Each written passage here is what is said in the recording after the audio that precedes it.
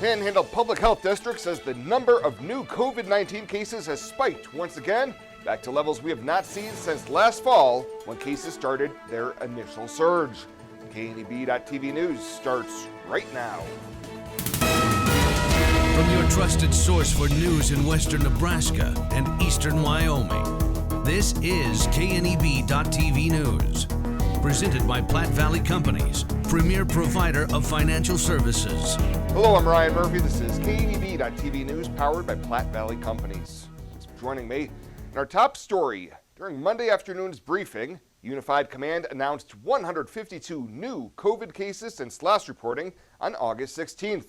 79 of those are in Scottsbluff County, with the remaining new cases scattered throughout the Panhandle. 46% of those new cases are community spread, 30% close contact, and 24% of those cases are still under investigation. As of Monday afternoon, there were 12 active COVID hospitalizations in the Panhandle. Well, Nebraska's governor says full FDA approval of the Pfizer COVID vaccine has come sooner than anticipated, but it has not changed his stance on vaccination mandates. In an interview with KNEB News, Pete Ricketts said even though he won't mandate vaccinations for the state and its employees, he encourages people to get the coronavirus vaccine and believes the approval may help increase the state's vaccination rate. With Pfizer getting that FDA approval, I know there were some people who were wanting to see that before they got the vaccine. So now that that's happened, I encourage them to get that. And if you've got concerns, please reach out to your healthcare professional and talk to them about it. Ricketts says he continues to believe getting vaccinated is a personal choice, and some people may still decide against getting the shot, even with federal approval. He also tells us he thinks employer mandates have the potential to be counterproductive and could prompt workers facing such directives to seek employment with companies and organizations that do not force people to make that choice. Well, coming up after the break, hot, dry conditions. Bill Boyer's got your Tuesday evening forecast right after this on KNEB.TV News. At Platte Valley Bank, we believe it shouldn't cost you money to access your money. That's why we offer free ATMs anytime, anywhere. Whether you are across town or traveling abroad, there won't be an added expense to access the funds in your Platte Valley Bank account. Free ATMs are just one of the great benefits of banking with us. Stop by to talk to one of our friendly associates to discuss what else Platte Valley Bank has to offer.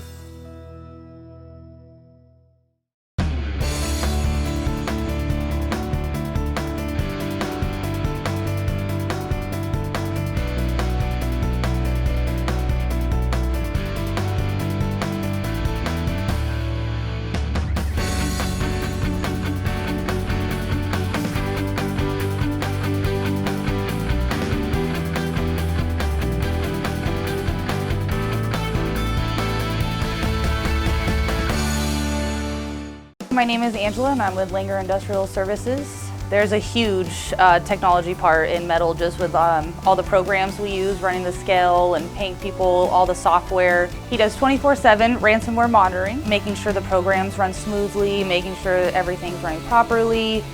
So it's nice to have Jeremy there to call when things go wrong. He's always there right away. He's, within 30 minutes he shows up. ERH Technology Solutions, we make technology work for you. This is KNEB.TV weather from the KNEB Storm Center, your trusted source for weather.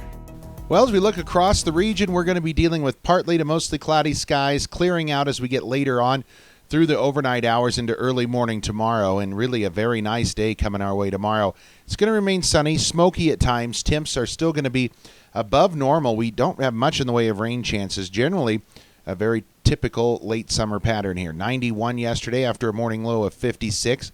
Those were pretty close to normal. Nothing in the rain gauge yesterday. We're now 0.6 plus below normal for the month and 2¼ inches below normal for the year. 80s and 90s across the Panhandle and southeastern Wyoming. 91 in Mullen. It's 88 in Lusk, 84 in Cheyenne. Winds out of the west-southwest at 5 to 15 miles an hour.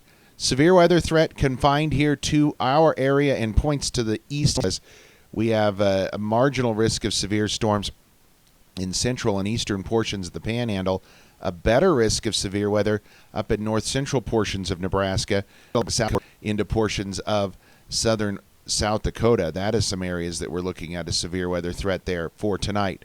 Now for tomorrow, that shifts further to the east and away from us. And on Wednesday, a marginal risk of severe storms try to sneak back in again. It's mainly we're just looking at quiet weather conditions and only isolated thunderstorm chances at best.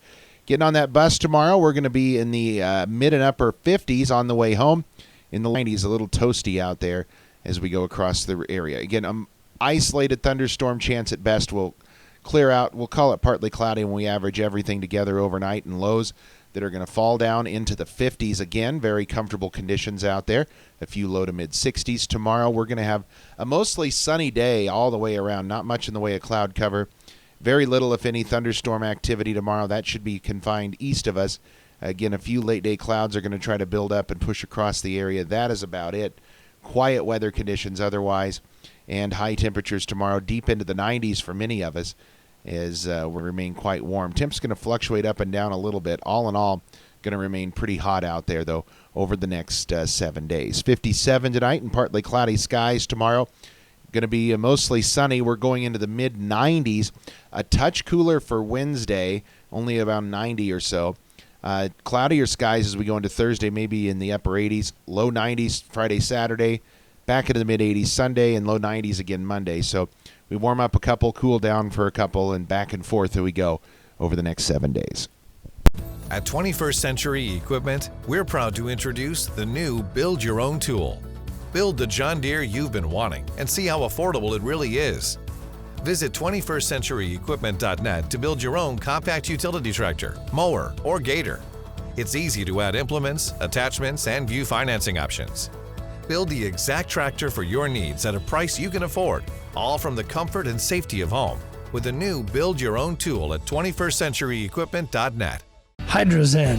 Unplug and recharge. What is Hydrozen? It's total body relaxation. It's total body recharge. It's floating weightless on water. Floating your aches, pains, stresses, and worries away. Hydrozen is a revolutionary new therapy using Epsom salt saturated water as a way to relax and rejuvenate your body. And it's now available in Scottsbluff. It is for most ages and has many benefits to the mind and body. Visit hydrozenfloat.com or call us at 308-63-FLOAT. Dusty Tuckness.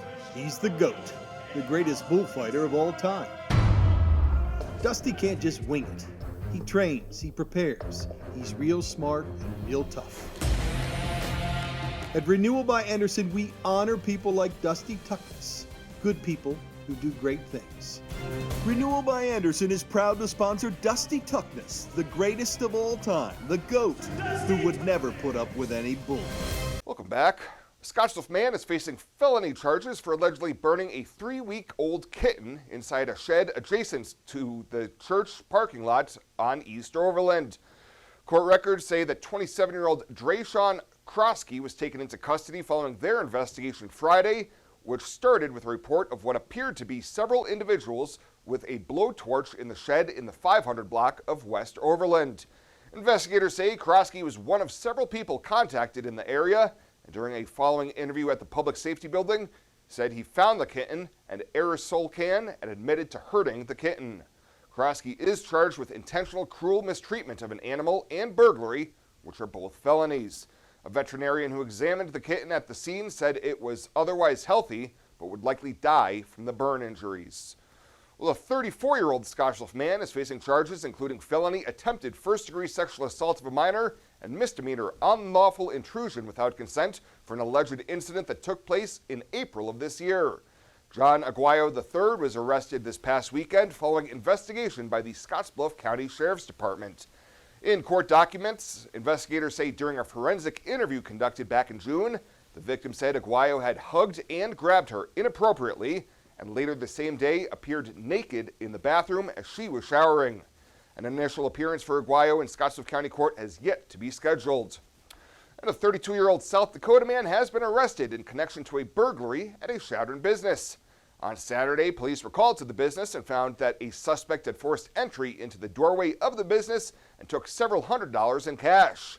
On Monday, officers made contact with the suspect, Pete Casey Mercado, on Main Street and found bags containing money suspected to be taken during the burglary. Mercado was arrested and charged with a Class 2A felony burglary charge. Well, coming up after the break, Shabella Guzman in with a check-in on Ag News. She'll have that in just 90 seconds here on KNEB.TV News. This year, W2 means we double. Reganis Auto Center will double your down payment on any pre-owned vehicle on their lot. Turn $500 into $1,000. Turn $1,500 into $3,000. Use that money to get out of your lease or a vehicle you owe too much on, or to lower your monthly payment. For a limited time only, double your down payment only at Reganis Auto Center on East Overland and East 27th Street in Scottsbluff. Your volume discount dealer. This chair is way too big. It's perfect for us. This one's tiny. That's 'cause it's mine. Hey, this chair is just right. This bed is way too hard. It's perfect for me. This bed is way too soft. Just what I needed. This bed is just right. So come on over to Lee's Heads. In boots, new and old, you've walked the rows of life, a fence length of time. You fought the floods, snow, and sweltering heat, and lifted breathing and settled pain. With a smile and a cry, you've strengthened your community and future generations. Sometimes with nothing to say. Often can't say enough. Like, let me do it again.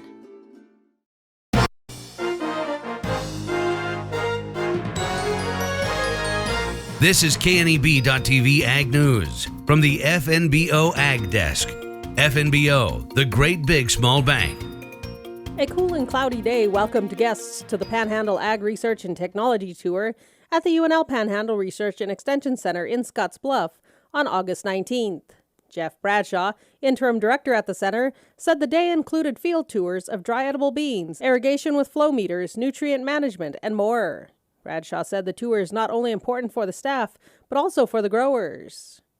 Yeah, these events are huge. They're really important for our growers so they can see that the work that we're doing is paying off, so to speak, and that they can have a bit of insight on some of the research we're doing before it's really commercial ready. And they provide us their insights from their operations so we can adjust the research that we're doing in response to their observations. In terms of general public, we've got I think this year we had maybe around 30 students, graduate students and interns that work in our programs, along with our technicians that are just so critical to the success of our programs. Visiting the campus from the University of Nebraska-Lincoln was Archie Clutter, Dean of UNL's Agricultural Research Division. He said the extension is an important part of the state's platform. This is a really important part of our statewide platform, and our statewide platform is a critical piece of our integrated research success for the Institute of Ag and Natural Resources. The diversity of the growing environments, the agricultural systems, the communities across the state of Nebraska, and our ability to study that diversity and interactions with agricultural production is really unique. The Panhandle Ag Research and Technology Tour had an opportunity for growers and staff to chat over lunch. And in the afternoon, there was an ag economy update and technology demonstrations. Reporting for KNEB.TV News, I'm Chabella Guzman.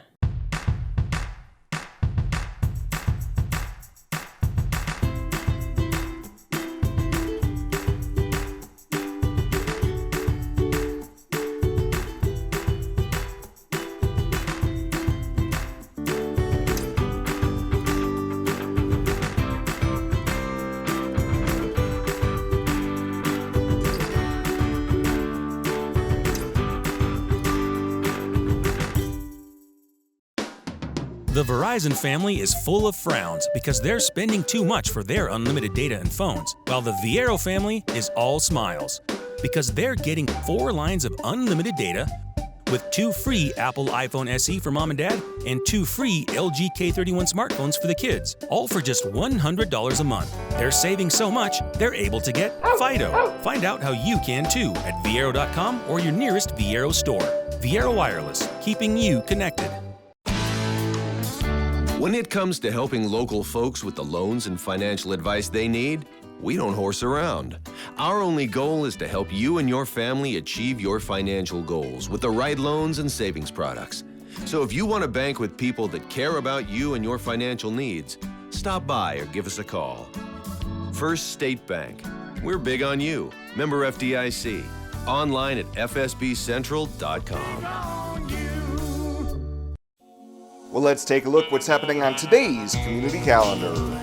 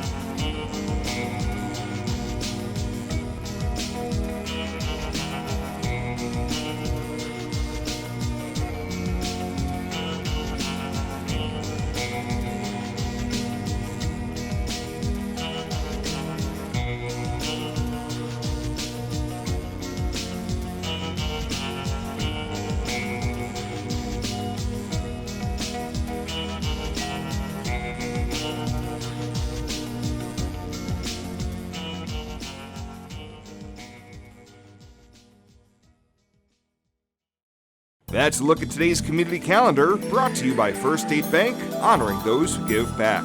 Nominate your community champion at fsbcentral.com. Western CPAP Supply has earned an impeccable professional reputation within the Wyoming and Western Nebraska region. Helping you get a good night's sleep is our passion. Our amazing team understands sleep disorders from a personal and professional level. We use CPAPs and BiPAPs too, and sometimes it just helps to work with people who share common ground. Our accredited CPAP supply company is approved by Medicare and Medicaid and is in network with every major insurance company in the region. Western CPAP Supply. We're here to help.